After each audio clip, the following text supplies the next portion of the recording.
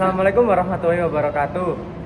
Perkenalkan, kami dari kelompok 6 akan menjelaskan tentang perkembangan Islam di Nusantara pada masa Wali Songo. Perkenalkan, nama saya Muhammad Ali Mujadid dengan NIM 240605110082. Dan ini teman saya. Saya Sina Ahmad Sanjita dengan NIM 240605110069. Dan ini teman saya.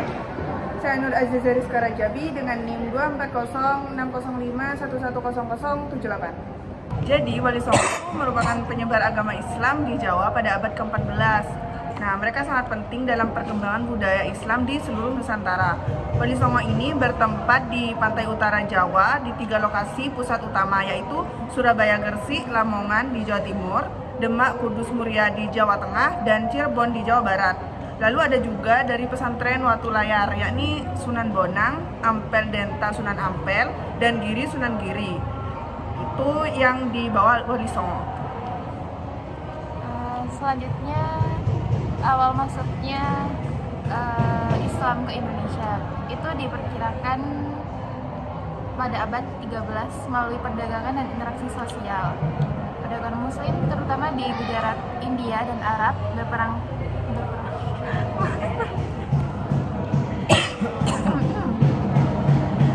Selanjutnya Masuk Islam ke Indonesia. Selanjutnya, awal masuknya Islam ke Indonesia. Diperkirakan Islam pertama kali masuk ke Indonesia pada abad ke-13 melalui perdagangan dan interaksi sosial. Perdagangan Muslim terutama dari Gujarat, India, dan Arab berperan penting dalam menyebarkan agama. Pelabuhan seperti Malaka dan Aceh menjadi pusat penyebaran Islam di Nusantara. Selain perdagangan, faktor dan sosial dan budaya juga mendukung masuknya Islam. Namun teori-teori masuknya Islam itu ada teori Mekah, teori Gujarat India, nasionalisme, proklamasi, dan isi proklamasi. Kesimpulan, emang ada kesimpulan? Itu aku yang nganu. Iya.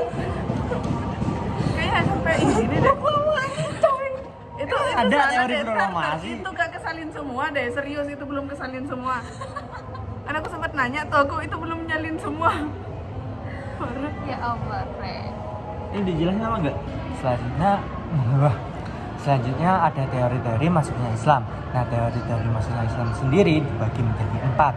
Ada yang mengatakan Islam itu masuk ke Indonesia itu melalui Mekah gitu, dari Arab. Itu dimulai dari abad ke-7 dan ke-8. Nah, itu katanya pedagang-pedagang Arab itu memasuki wilayah Nusantara untuk berdagang sekaligus berdakwah tentang keislaman. Adapun teori kedua yaitu teori Gujarat yang menyatakan bahwa Islam disebarkan dari India ke Nusantara melalui perdagangan juga pada abad ke-13 hingga ke-15. Adapun teori Persia, nah teori ini itu didukung oleh budaya-budaya Persia yang tersebar di Nusantara, khususnya dalam hal keislaman. Terus selanjutnya ada teori Cina. Nah, teori ini didukung oleh bangunan-bangunan Cina yang ada di Indonesia yang bernuansana Islam. Adapun dulu itu orang Cina katanya berdagang ke Indonesia itu juga menyebarkan agama mereka, terutama ada juga yang agama Islam. Nah, begitu.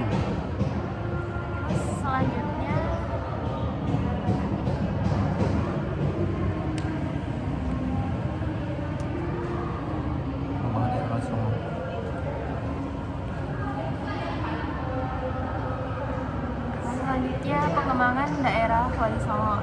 Jadi di era Wali Songo ini perkembangan ajaran Islam itu pesat banget di Indonesia.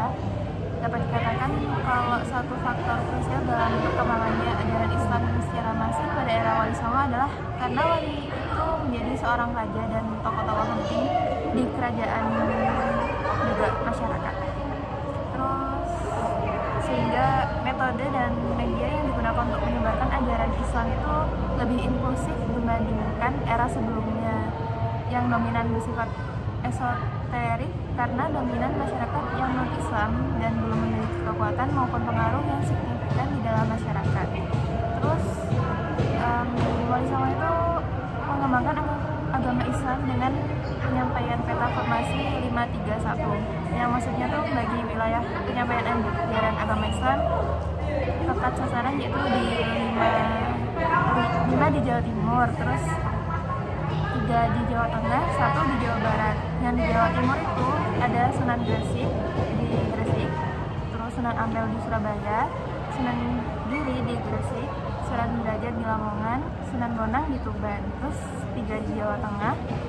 Yang pertama Sunan Muria di Gunung Muria, terus Sunan Kudus di Kudus, yang ketiga Sunan Kalijaga di Demak. Terus 1 di Jawa Barat tuh Sunan Gunung Jati di Cirebon. Jawa Timur itu dapat perhatian besar dari para wali karena ditempatkannya 5 wali dengan wilayah yang berbeda, karena Jawa Timur itu pada saat itu merupakan pusat kekuatan politik, yakni Kerajaan Kediri dan Majapahit. Di Jawa Tengah, para wali lebih terlihat sebagai penyebar Islam yang berprofesi sebagai pedagang. Penempatan ketiga wilayah di Jawa Tengah juga sekaligus berfungsi sebagai pusat pelayanan penyebaran agama Islam di Indonesia Tengah. Karena pada saat itu, pusat kegiatan politik dan ekonomi beralih ke daerah tersebut dengan runtuhnya Kerajaan Majapahit dan munculnya Kesultanan Demak.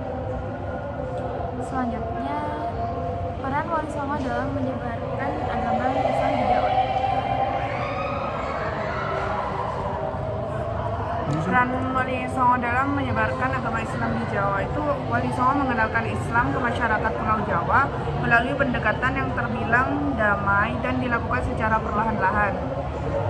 Wali Songo mendekatkan Islam ke masyarakat Pulau Jawa melalui unsur budaya, pendidikan, tradisi, bahkan melalui kesenian, pernikahan, dan pendekatan politik.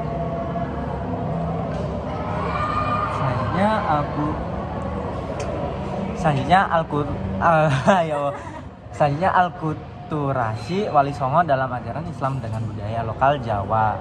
Nah, alkulturasi itu apa? Kok nggak disantumin? Aduh.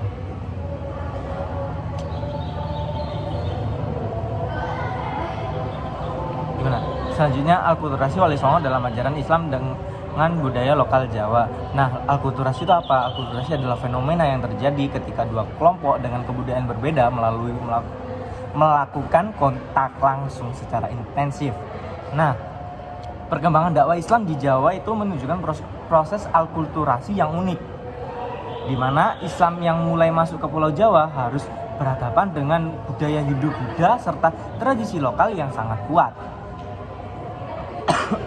Seperti kejawen yang telah mengakar dalam kehidupan masyarakat dan kerajaan. Dalam sejarah Islam di Jawa, akulturasi budaya ini menjadi salah satu faktor penting yang mendukung penyebaran ajaran Islam secara damai dan bertahap. Nah, Wali Songo itu menyebarkan Islam di Pulau Jawa itu nggak langsung kayak perang gitu, itu kena semua. Tapi melalui pendekatan secara perlahan, melalui akulturasi gitu.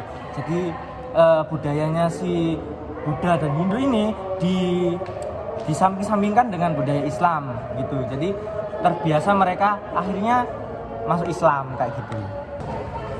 Jadi selanjutnya ada tantangan yang dihadapi Wali Songo dalam menyebarkan Islam di Jawa. Yang pertama itu budaya dan tradisi Hindu-Buddha yang mengakar kuat. Yang kedua perlawanan dari kaum elit dan penguasa lokal. Yang ketiga pendekatan kompromistis yang berbeda. Yang keempat perbedaan ajaran dan praktik agama. Yang kelima kesulitan akses ke wilayah pedalaman. Selanjutnya dampak jangka panjang dakwah Wali Songo terhadap masyarakat di Jawa. Ini akulturasi budaya Jawa dan Islam, terus tersebarnya sistem pendidikan pesantren, pengaruh Islam terhadap sistem sosial, pembentukan tradisi Islam lokal, penyebaran nilai-nilai sufisme, serta yang terakhir pembentukan hukum adat berbasis Islam. Nah, yang terakhir ada kesimpulan. Kesimpulannya itu Wali Songo memiliki peran yang sangat penting terutama dalam memperkenalkan dan menyebarkan Islam di Indonesia, khususnya di Pulau Jawa. Metode dakwah yang digunakan juga sangat menarik dan tanpa ada sedikitpun unsur paksaan, sehingga semakin mempermudah dalam menyebarkan Islam ke masyarakat Indonesia. itu. Nah, selanjutnya yang terakhir itu ada kesimpulan.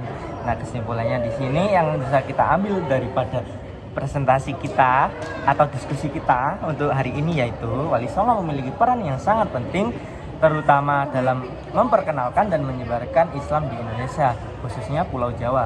Metode dakwah yang digunakan Wali Songo itu sangat menarik dan tanpa ada sedikit pun pemaksaan kepada seluruh masyarakat Indonesia. Jadi masyarakat Indonesia bisa terima untuk masuk Islam dengan lebih terbuka. Nah, Wali Songo sendiri itu membawa dampak yang sangat signifikan bagi seluruh masyarakat yang ada di Indonesia, yang terutama beragama Islam. Budaya-budaya di Indonesia juga yang budaya-budaya Islam yang ada di Indonesia juga terinspirasi dari Wali Songo atau di bawah Wali Songo, sampai sekarang pun masih ada. Jadi itu tadi diskusi kita Kami hari ini. Ya, cukup sekian. sekian. Wassalamualaikum. Wassalamualaikum warahmatullahi wabarakatuh.